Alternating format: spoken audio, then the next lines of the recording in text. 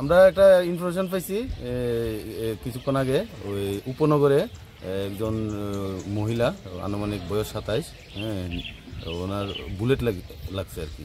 হ্যাঁ, কীভাবে লাগছে তো এটা আমরা করতে পারি না। তো আমরা ওইখান থেকে ওনারা রিকভারি করে দলে কুলাই ডিস্ট্রিক্ট হসপিটালে এটা পৌঁছাই দিচ্ছি আর কি।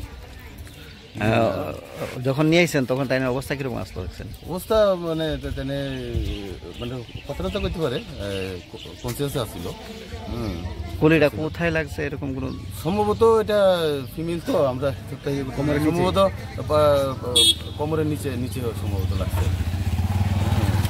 আর তার নাম হচ্ছে নীলিমা রিয়াং, বয়স আনুমানিক 27 হবে।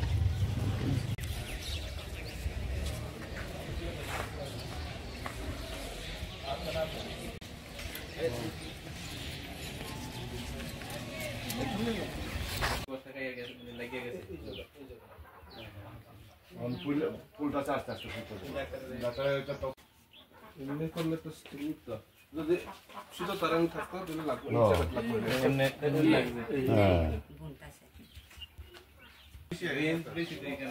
রিয়াং বাড়ি কোন জায়গা?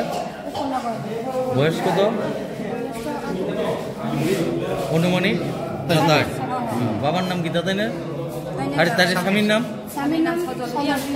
সজল রিয়াং। তাই না শ্বশুর আসেনি? নাম কি দা? বাড়ি কোনখানে?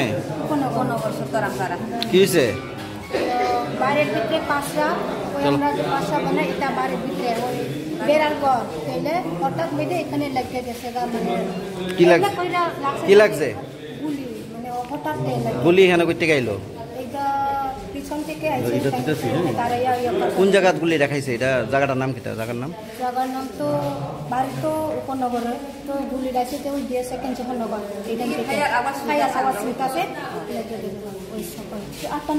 কবে খাইছে গুলি?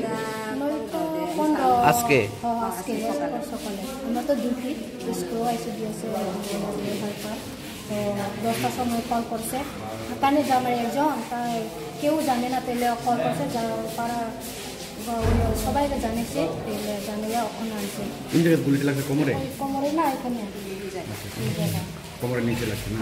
এখন গুলিটা কি বাইর করে? মাসির বৌমা। গুলি কি বাইর করা হয়েছে? কে বাইর করছে? লাইগা বাইর হয়ে গেছে গুলিটা।